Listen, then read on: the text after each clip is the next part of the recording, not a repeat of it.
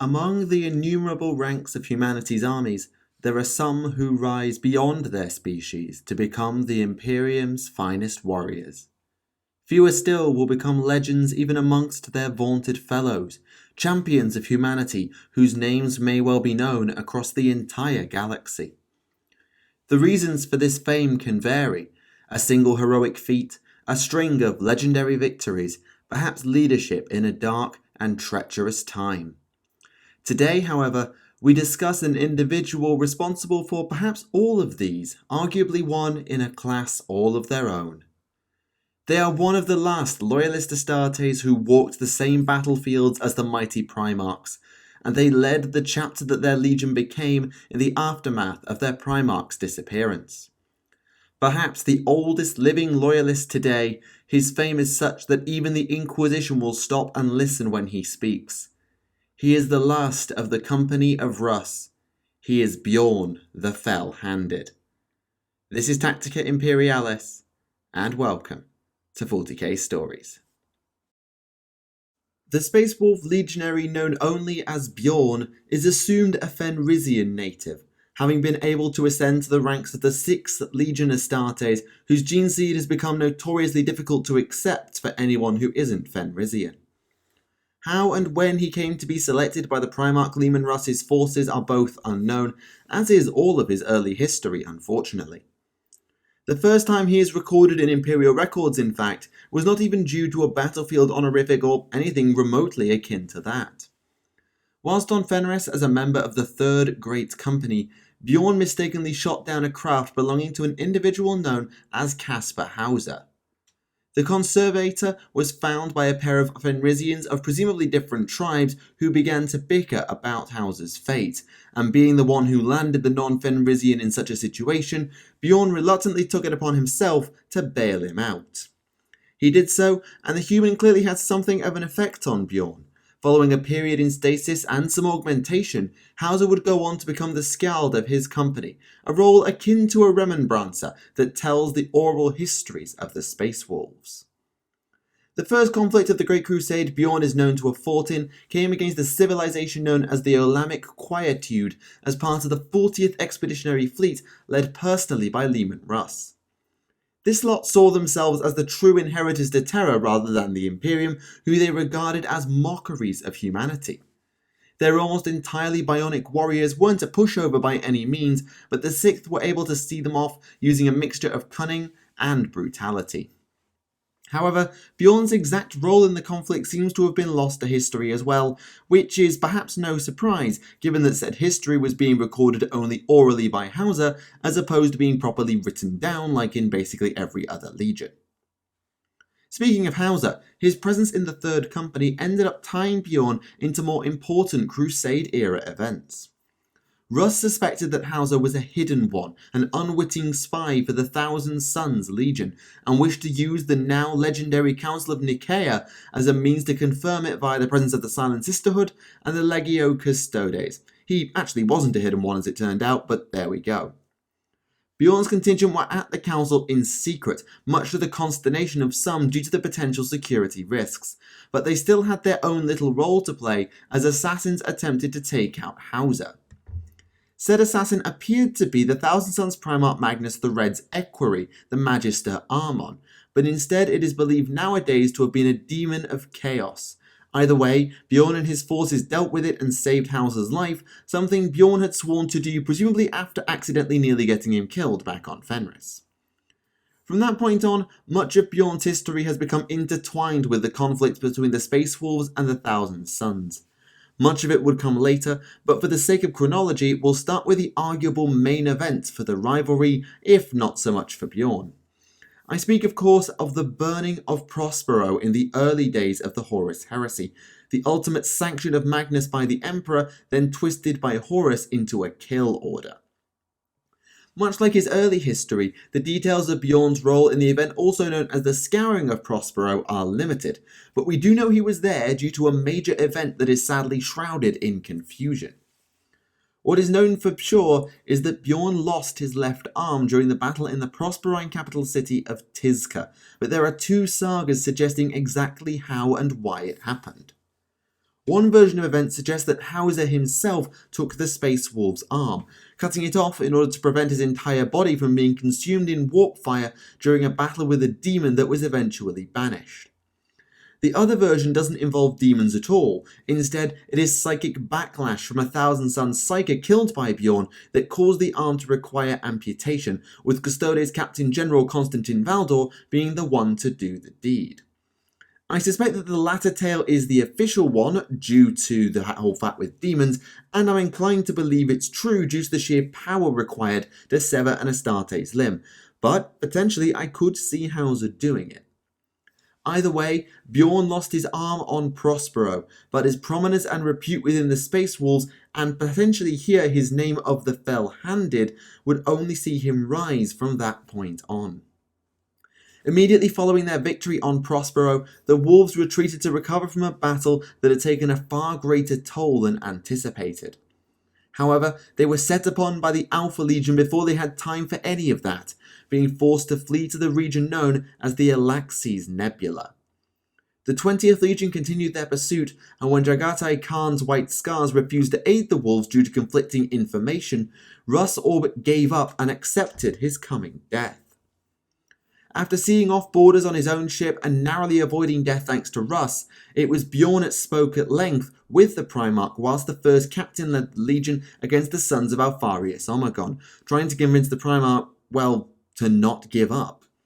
Russ had come to see himself as naught but the Emperor's executioner due to Prospero and possibly other redacted incidents, but Bjorn was able to talk him around, and the Wolf King returned to lead a successful breakout with the aid of newly arrived Dark Angels. After that, I believe that the next battle involving Bjorn came on the volcanic world of Grith, or at least the next one we know about, since the timeline of the Horus Heresy will likely never be complete. Actually, it may be that this all took place before the Heresy due to the prominence of Bjorn in the Alaxes Nebula, but that would possibly conflict with Bjorn being in third company on Prospero, so it's a little bit of a grey area. This battle actually didn't pit the Wolves against the traitor legions as we know, but rather a more demonic champion, the Demon Prince of Khorne Arvax, the Ark Slaughterer. It was a massacre. All of Bjorn's pack, the Space Wolf term for a squad if you didn't know, as well as almost anyone else who went toe-to-toe with Arvax was slain in short order. The arrival of Russ on the field finally swung things and helped the Wolves claim victory, but Bjorn, now known as a lone wolf since his pack was dead, is credited with actually driving Arvax off. Of course, demons, even demon princes, don't just die when you beat them, and so Bjorn swore vengeance for his packmates that he had lost and whom he believed he should have died alongside. It would be 5 years later, much later in the Heresy in the grand scheme, that he would get his chance. The exact location of the battle is unknown, but when Russ heard of Arvax's return, he rushed there to get vengeance for the lost wolves just as Bjorn did. As luck, fate, or whatever else would have it though, the Wolf King wouldn't get his chance as Bjorn got there first. Russ was a horde-slaying bystander as Bjorn ripped Arvax apart. In the aftermath, Bjorn was given the title of Fell-Handed if he didn't have it already, and promoted by Russ to the Varagir, his own personal guard and council, and this decision to promote on merit in combat alone has echoed throughout the Space Wolves' operating practices even to this day. Bjorn also had received the title of Einherjar after the event of the Alaxes Nebula, a role normally only given to those who had been Russ's honour guard before the arrival of the Imperium, though neither really knew why Russ gave him the job, aside from some vagaries about fate or whatever, and I will also apologise for my pronunciation of that particular title. Bjorn accompanied Russ back to Fenris as the Primarch attempted to access the warp known as the Underverse beneath the Death World. He almost died at the hands of a demon impersonating Russ that he was forced to ignore per the Wolf King's instructions, but the Primarch returned in time to save him using the newly recovered Spear of Russ that would be used to almost slay Horus Lupercal. This came in the Battle of Trizolian, where Bjorn was barely able to drag the critically wounded Russ away before Horus could finish him off, whilst many Space Wolves laid down their lives to protect and save the Primarch. The final known battle in the Horus Heresy to involve Bjorn was the Battle of Urant. Russ remained in a coma following Trisolian, and such was Bjorn's respect amongst the wolves that he led them in the Primarch's stead due to the first captain being dead. In Urant, the wolves prepared to make their final stand against a vast traitor horde led by Abaddon of the Sons of Horus. They were joined in this by Primarch Corvus Corax and the Raven Guard, with Russ briefly awakening to give Bjorn the spear in fact, but Corvus had a change of heart at the last moment and was able to talk Bjorn into an evacuation before the legions went their separate ways at the end of the battle. Due to Russ's continued incapacitation, it is assumed that Bjorn led the Space Wolves until the Primarch recovered, by which time it was too late for the 6th Legion to join in the Battle of Terror. In the aftermath, the period known as the Great Scouring, it is believed that he put in a huge amount of work into the rebuilding of the Imperium. Whether that came in the form of hunting down the fleeing traitor legions, taking worlds back, or actually physically rebuilding is lost to time, but I suspect it was more on the end of reconquest as opposed to reconstruction, and I doubt he was in favour of the Codex Astartes that so angered his Primarch. When this is combined with his actions in the Heresy, it is perhaps no surprise that Bjorn became one of the most trusted guards and advisors to Leman Russ in this period, part of the Primarch's own retinue in fact. However, Russ seemingly didn't tell him everything, as evidenced by the last time the Wolf King was seen alive by anyone who didn't travel with him personally. Sometime after the Heresy, Russ announced that he was leaving the Space Wolves to their own devices, going on a hunt into the Eye of Terror for reasons unknown, but swearing he would one day return.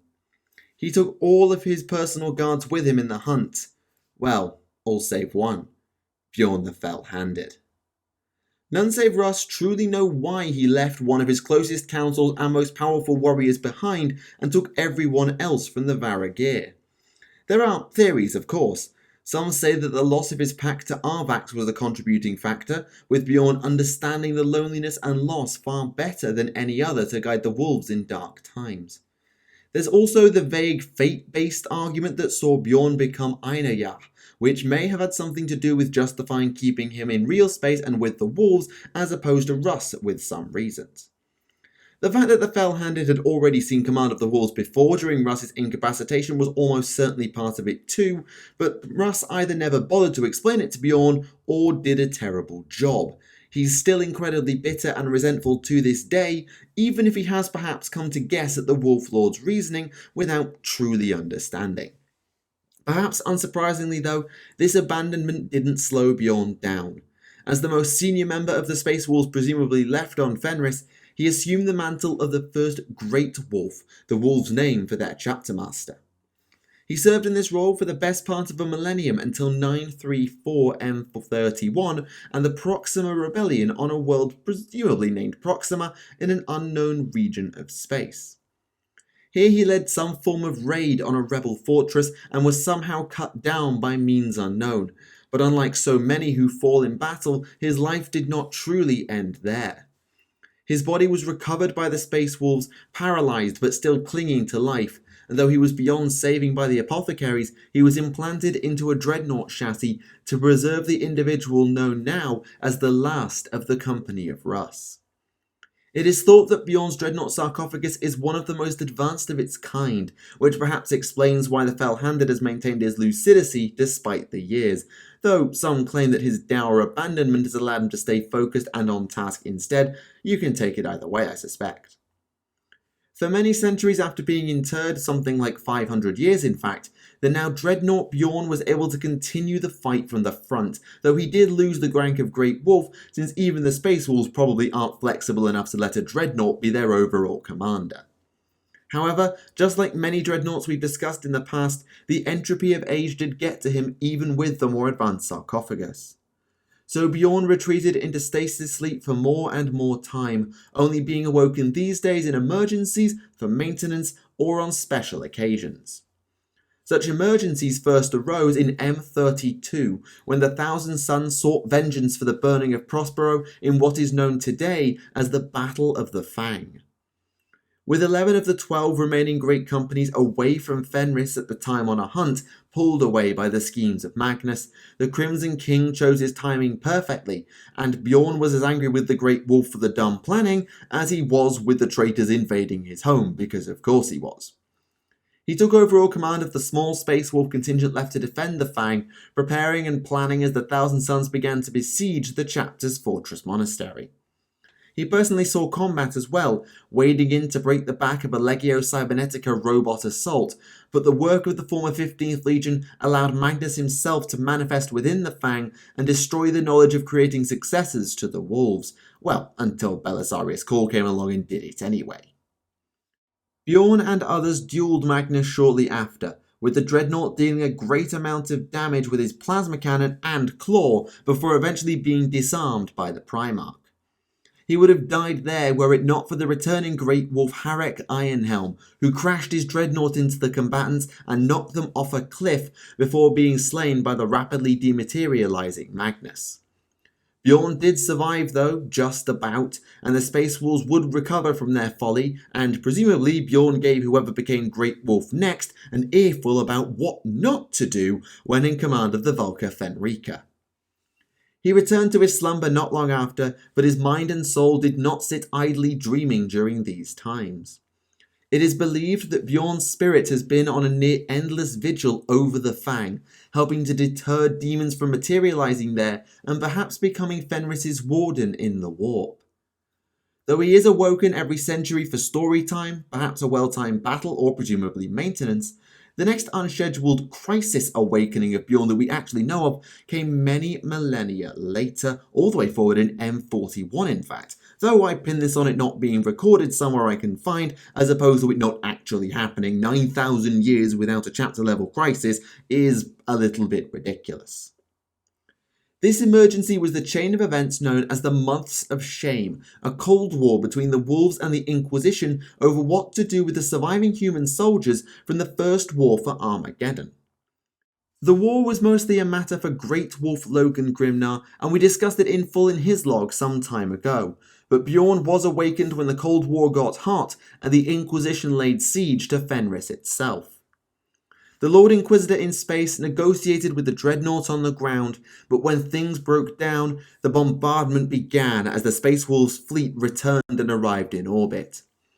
Things got even more heated when Grimnar teleported aboard the Inquisitor's flagship and killed him outright, at which point Bjorn did something he'd actually never done in his life and used a teleporter of his own to join the Chapter Master.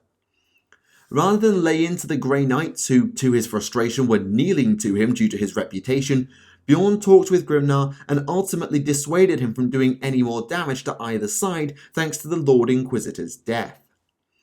With the Space Wolves better appraised of the Grey Knights in the aftermath, Bjorn's work was done, but he would awake again outside of the typical schedule before M41 was out. The return of the 13th Great Company, lost on Prospero but now entirely transformed into Wolfen, saw the Space Wolves on a frantic hunt to find their returned and mutated brothers. Bjorn was not awoken either when the Wolfen emerged or when the chapter decided to hunt them down in secret, but he was roused not long after when the hunt ended and chaos returned to the Fenris system. Granted, he was mainly only woken up as counsel to the last Wolf Lord on Fenris, Crom Dragongaze, and he's actually not known to have been involved in the invasion of Fenris that followed, as it did not breach the Fang. But undoubtedly he will have borne witness to the second manifestation of the demonic Magnus the Red on Fenris, even if he wasn't there in person to battle him like last time. Since then, it is unknown exactly where and when Bjorn has been doing things, either asleep or in his waking hours. But with the introduction of Primaris Marines and even Space Wolves' successors, I have to wonder what the oldest non-Primarch loyalist left in the Imperium makes of the changes that have been going on in the Empire and the Astartes. So ends the tale, as far as I know it, of Bjorn the Fell-Handed. This legend of the loyalist Legiones Astartes has survived duels with demons, Primarchs and demon Primarchs alike, and has survived it all with a skill and mind far beyond many of his Dreadnought peers. Though he undoubtedly bears resentment toward Leman Russ for his abandonment millennia ago, He has been an invaluable leader and counsel to the Space Wolves ever since that day, and I suspect that should it ever happen, he would welcome his Primarch back with open, if mechanical and somewhat frosty arms. For now though, we must move on. Next time I want to attempt something that will probably be more of a fact file than a tale, especially due to there being very limited information on the subject in question. However, the group I wish to discuss were undoubtedly a huge part of galactic politics long ago, and maybe they've seen exactly where the galaxy's going. Thank you for watching Tactica Imperialis, and I'll see you all again. Goodbye.